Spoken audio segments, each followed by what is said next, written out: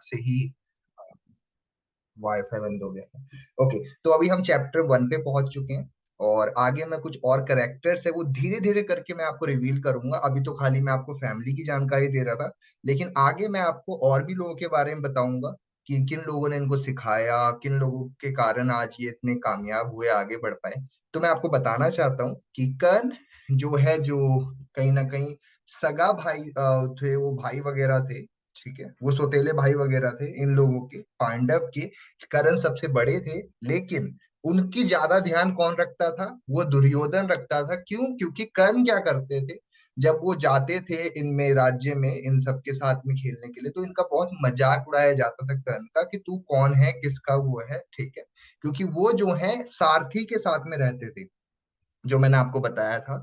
और वो बचपन से ही एक अंदर से एक जो होता है ना कि आपको बहुत ज्यादा बेइज्जत कर दिया जाता है, तो कर्ण के अंदर से ही वो गुस्सा भर रखा था।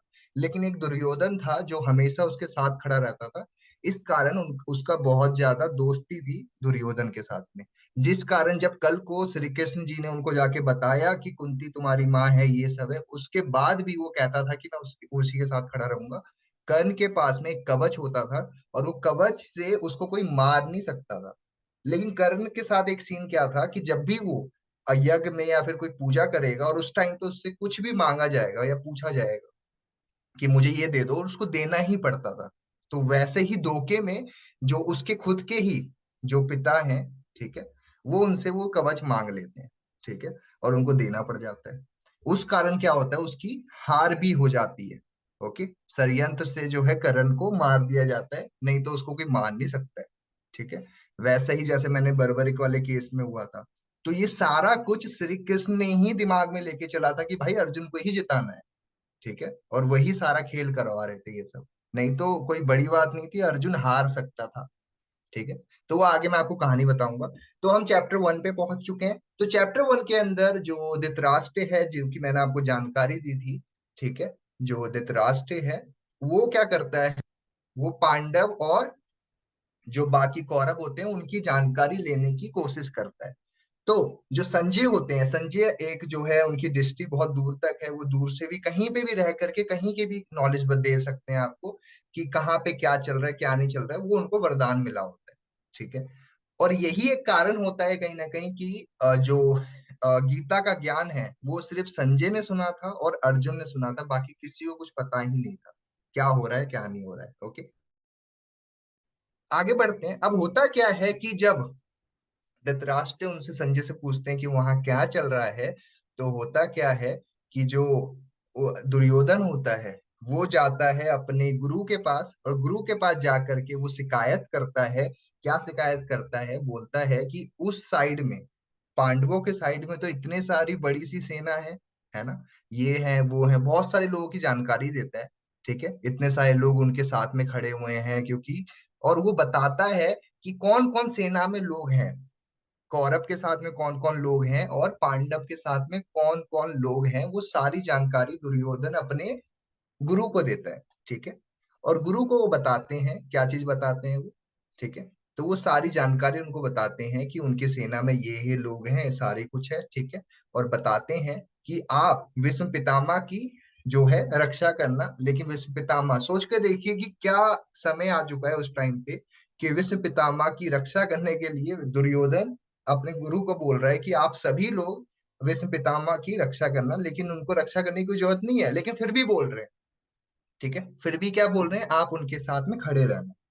और इसी केस में जो अर्जुन होता है, अर्जुन अपने जो जो सारथी हैं, जो रथ चला रहे हैं श्री कृष्ण, उनको कहते हैं कि मेरे को बीच में ले चलो, बीच में ले चलो, मेरे को देखना है कि मेरे साथ युद्ध लड़ने कौन कौन आए हुए हैं, ठीक है। और जब वो रथ को लेकर के बीच में पहुंचते हैं, तो क्या दिखता है उनको? उनको दिखता है कि उनके गुरुदेव, उनके भ्राता, उनके बच्चे, उनके पोत्र पोता और उनके गुरुजन, उनके विष्णु पितामह जो उनके दादाजी हैं, वो सभी लोगों को देखते हैं और अचंभा हो जाते हैं कि यार मुझे इन लोगों से लड़ाई करनी होगी।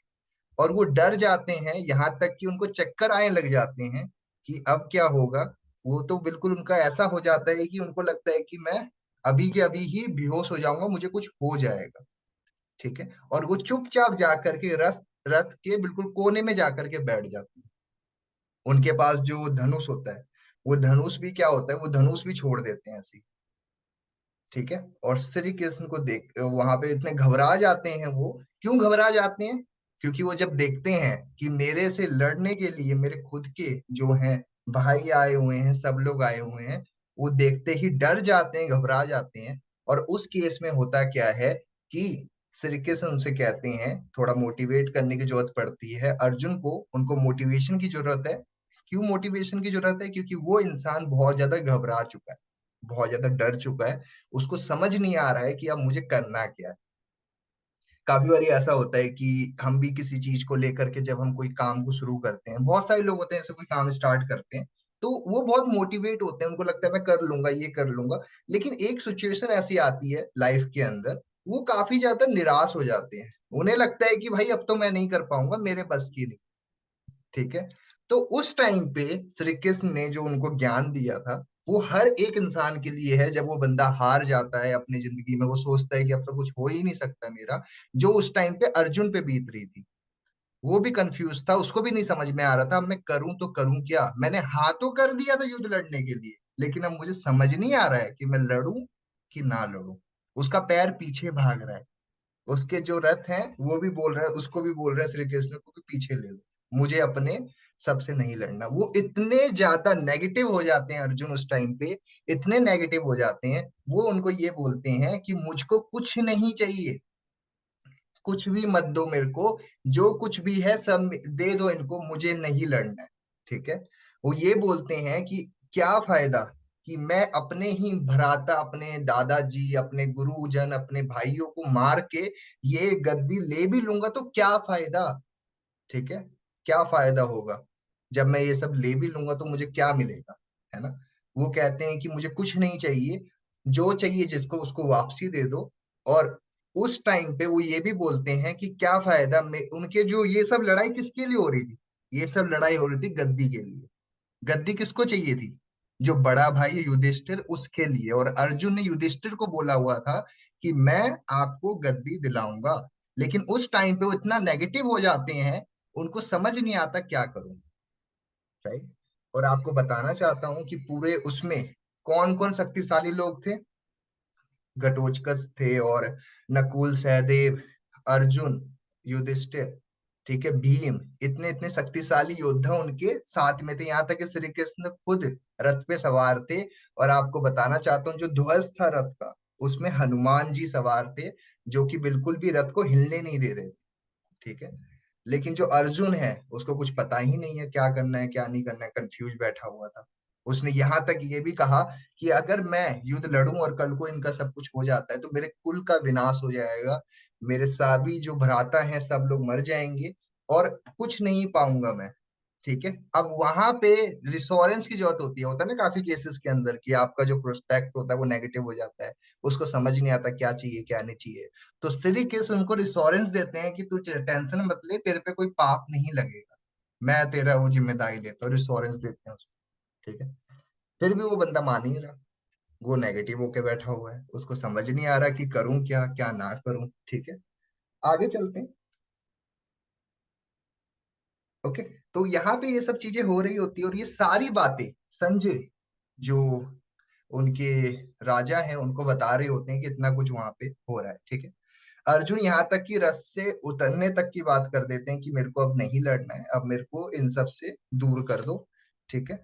तो यही सब बातें की जा रही होती है, और यही सब बातें उस टाइम पे उनसे बोली जा रही होती है। तो इतना सा होता है चैप्टर 1 के अंदर। आगे जो बातचीत है वो चैप्टर 2 के अंदर हम कल डिस्कस करेंगे। ठीक है। तो आप